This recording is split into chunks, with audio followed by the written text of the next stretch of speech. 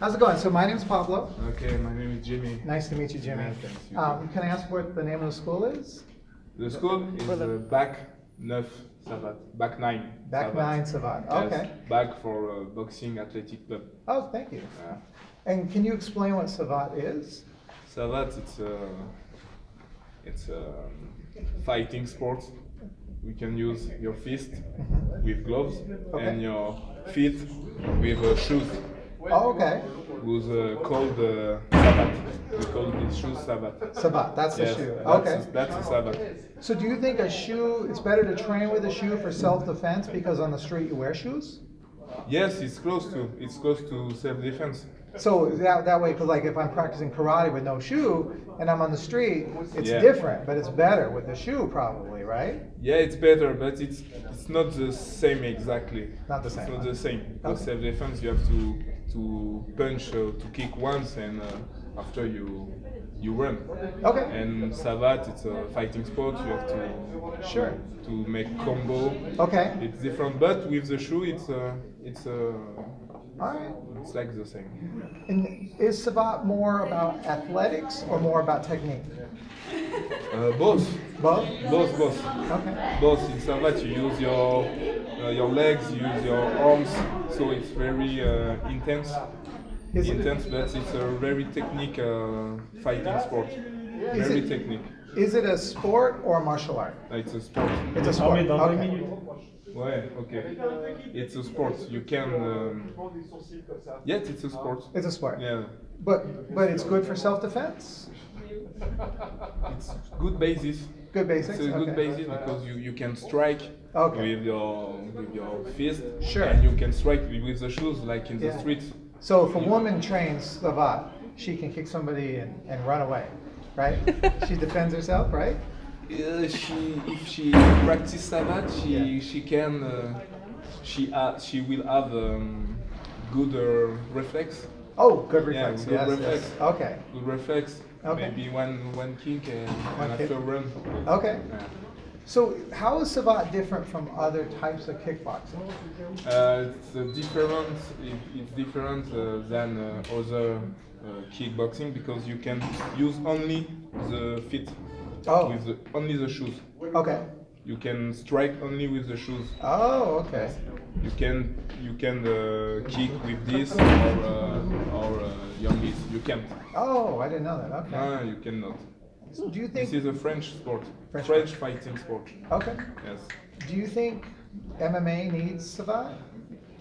Yeah. Yeah. It's good to practice a lot of different fighting sport. Sure. I know some MMA fighters use some techniques of Savate.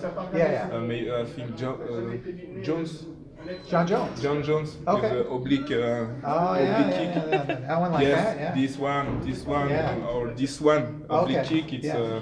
in Savate we call this chassé. Chassé. Yeah, Okay. chassé, and it's typical of Savate. Oh, So nice. that's in MMA you have to if you practice different fighting sports, it's good. It's better for you. So this chassé, the one like this, is this only good for inside close? No, you have to when you do it. Yes. You have to have you have to Oh. have the legs completely straight. And you strike with the heel? Yeah, Or- the heel, the heel. hardest part. Very of strong. The shoot. Yeah, Yes, okay. the Very hardest strong. part. Okay. How long have you been training? 17 years. 17 years. Yeah, 17 Holy years. cow! Wow. Okay.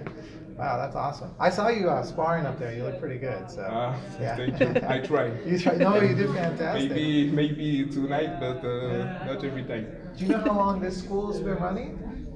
This school in Savate Yeah. for 25 years. Oh, wow. That's Maybe amazing. more, maybe 30, Okay. maybe 30 years. So do you think Americans should come to France and study Savate? Yes. Yeah. It's not really famous fighting sport Right. around the world, but Right. it's very tactical. Sure. You have a lot of techniques. Yeah. Because you can strike with any parts of your body. Yeah. But it's always very tactical. Yeah, yeah. Because of the shoes, the moves are different. Oh yeah, I watch you guys step to the side. And yeah, the a lot shot of in step like aside. that. Yeah. Yes, you can step front too, but Yeah. you have to be tactical and step aside and go. Sure. So if I'm trying to punch you, you're just gonna come in and kick me. You won't even be there, right?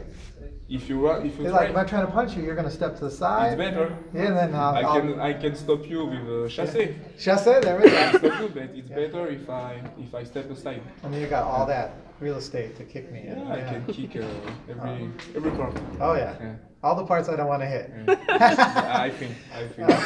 All right. Well, I really appreciate your help, sir. You. Thank you so much. Thank you. All right. So how does the salute go? Salut. So, this way.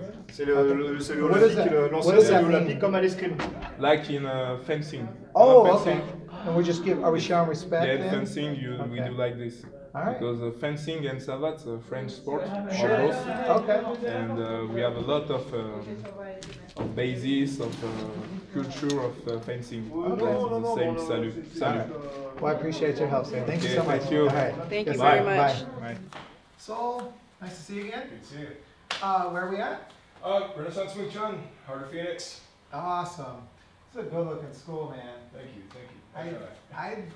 You know, every time we come in here, I'm impressed. It has I mean, it really has an old school Chinese kung fu feel with the wooden dummies and the antiquated brick showing, and you know, you need a noodle bar. I'm not gonna lie.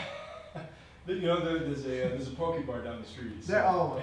I know, but if we could sit here with, you know, some coolie hats on and eat some noodles, you know, I should bring my coolie hat in. I would feel like we're in a kung fu movie at that point, you know. So I actually just got back from France, and I was lucky enough to spend some time with the Bac 9 Savate School, Awesome. and they were amazing. The school is, it's incredibly packed. It's very popular for a martial art that most Americans haven't even heard of. Yeah. And you studied Savate, right? I have.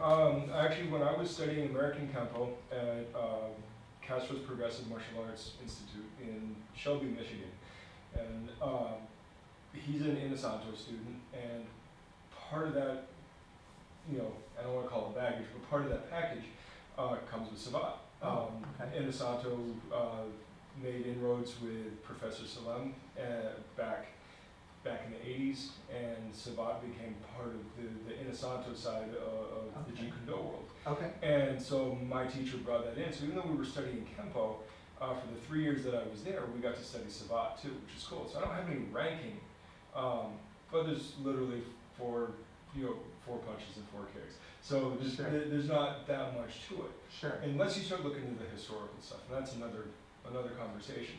But it's a really, really, really cool art, and that's actually where I basically learned boxing and kickboxing from, other than Kempo.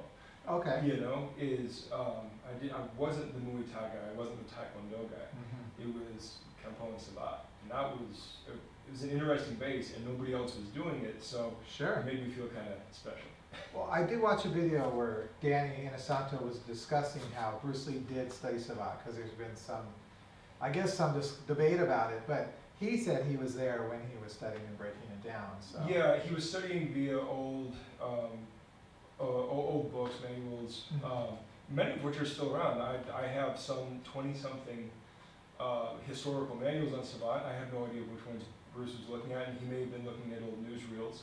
Sure. It may not have all been books and manuals, it may have been newsreels. Sure. But from what I understand, he wasn't actually learning from a teacher, he was studying source material, which is really cool. That's the thing that we do in HEMA. Okay. And that's cool. A lot of people really don't like this idea of, oh, you can't learn anything from a book. If you have a foundation, you can parse things together. And does that mean that you're going to be terribly good at it? No, it's a longer road, more trial and error, more mistakes. Sure. But you can still learn a lot of really cool stuff that way. You can learn a lot of concepts and different techniques, like variations of moves you're already using. Yeah. I do it all the time. Right. So. But the big thing is having a foundation. Have a foundation first. Like, seriously. Right. If you can't spar, you can't spar. Right. Period. But the thing is that you can learn a lot if you're willing to learn and then tinker with it, Right. test it, Right. spar with it, Sure. work through it. I mean, that's exactly what the HEMA community is, and that's what a lot of the Jeet Kune Do community Mhm. was founded on, that idea of Mhm. tinkering and sparring, more training partners than teachers. I mean, you're like, that's the dream, right? Yeah, yeah. You know, I'm not. I mean, and maybe that's just the American mindset, but I'm too independently minded, individually minded to be like bowing to a single master. Like, Right. I'm a Wing Chun guy, but I'm not only a Wing Chun guy. Right, yeah. Right? No, I understand that, yeah. So, Well, I really like back nine. It's kind of hard to see from the street. It actually says something about Salé des Sports, something like that. And it doesn't look like there's a Savate school there. It looks like a gym. And so I had to come around the back, like through the hallway. I mean, it was very interesting.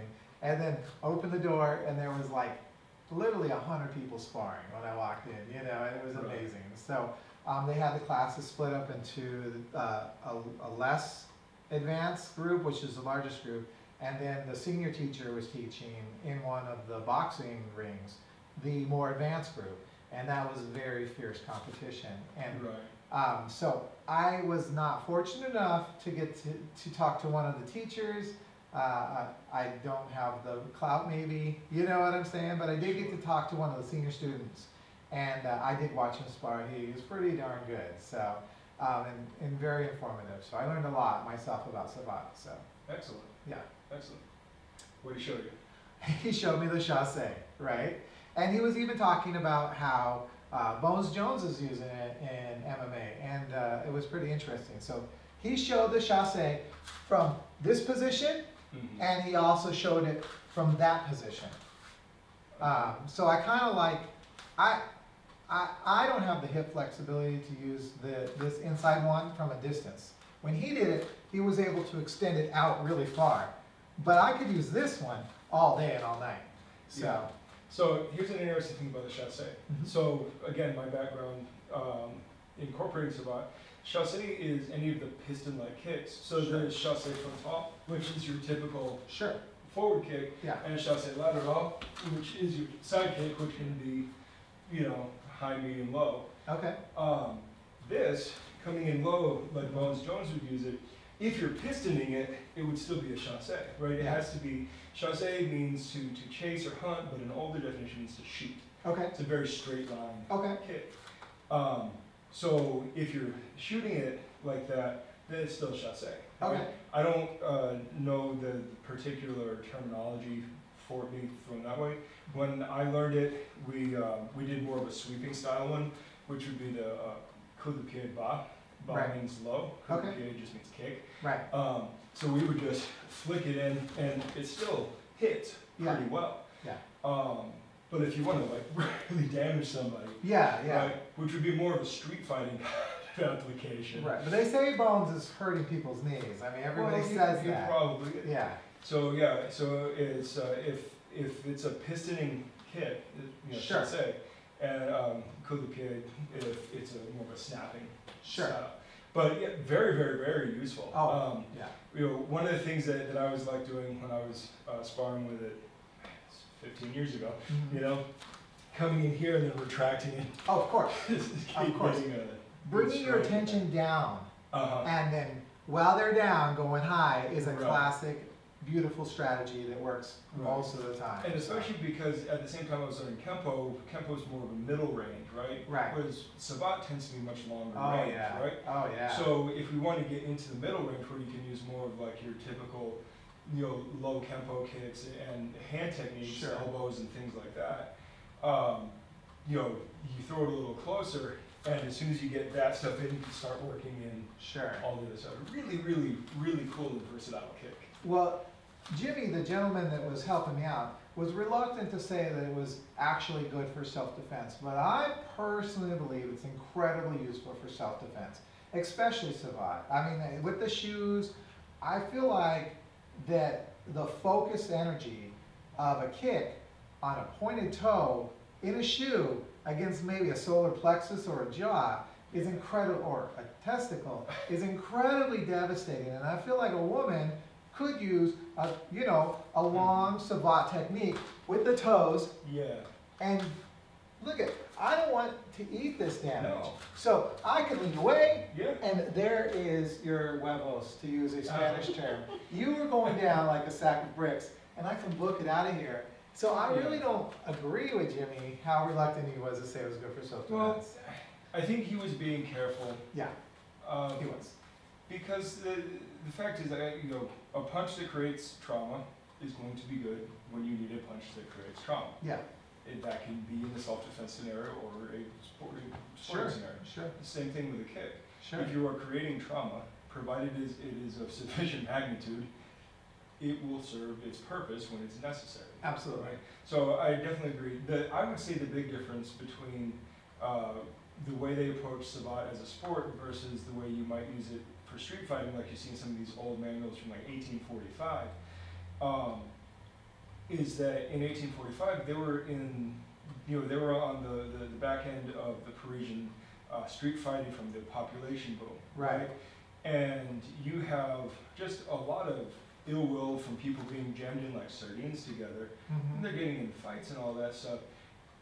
You know, the training's not going to be this boxing match of playing the chess game of I hit you, now you hit me, now I hit you, now you hit me. Sure. Right? You're looking, you know, the historical context, you're looking at elbows and knees, you're looking at throws and clinches. It's much more robust in the street fighting sense, right? So you know, when you make something more civilized, right? Yeah. Civilized, right? Okay. You make it more like fencing, Right. right? So Savate is basically just foot fencing with English boxing thrown in on top of it. But that's not like that's what modern sports Savate is, and they spend a lot of time scoring points, right? And all that. Yeah. There are knockouts. Sure. I've seen arms broken in Savate matches. Sure. Right. It's not like it's weak kickboxing. No. Right. No. It is not weak at all, but it's just very limited in scope. You can only hit with the shoe, and you can only hit with the gloves. Right. But in a street fighting scenario, you don't sit there and play this game of limiting yourself Sure. and all that, right? So yeah, kick and run, that's great. Or Right. kick, get close, and elbow, Sure. clinch. There's that one move I was showing you off camera, right? In the book, you grab the guy's legs like a double leg takedown, but then you headbutt him in the crotch, right? It's That was horrible. yeah, and you can't do that in any sporting match. Right. At all. Yeah. And I would say you may not want to necessarily headbutt somebody in the crotch or even just, you know, in the navel, Yeah. but it can work, you know. It depends on how much I need it. Yeah. Right. Yeah. And so there is a difference between the mindset Sure. between sporting and self-defense, but it's not a technique difference so much as except for what's legal, Right. you know. Well, I really like that it's French.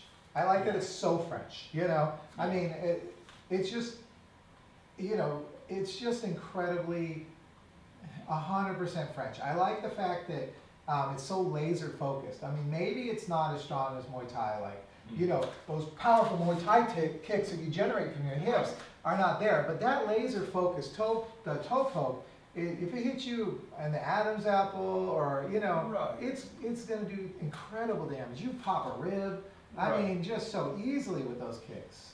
Absolutely. And you know, we talk about the term savate itself. Savate means old shoe.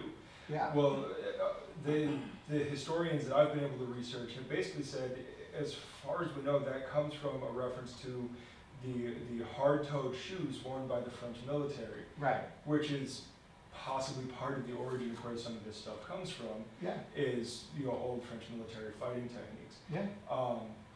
You know, and so if you're talking somebody wearing like a wooden-toed boot, like, you know, the early version of a steel-toed boot, Right. Yeah. or even just, you know, a pointed riding boot, Yeah. it's going to be a brutal kick. Absolutely. You know, and then kicking with the heel, right? You know, the French wore heels. Like, these weren't just flat slippers. Yeah. That was the sailors in Marseille, the Chasseurs Marseille guys, and that's fine. But these, you know, like, these people in the Parisian streets and the military are wearing shoes with a hard heel. Oh, yeah. Boom! Oh. Oh, you're going to just break somebody's knee. Oh, yeah. It's Beautiful. ridiculous. Beautiful. And of course, you can't do that in sport, right? So Right. they're wearing something that is very similar to a boxing shoe. Sure. Those are expensive shoes too. Sure. And there's not too many brands because it's not a terribly popular sport. Here Right. in the U.S., I mean, unless you want to pay French money, most of the time you see guys either wearing boxing shoes or wrestling shoes, which is Yeah. fine, right? Yeah. But yeah, but even those, they do have a reinforced toe. Some even have a plastic toe insert Yeah. just to protect your toes. It's not so much to create more damage on the other guy. Yeah. It's more to protect your toes. Sure.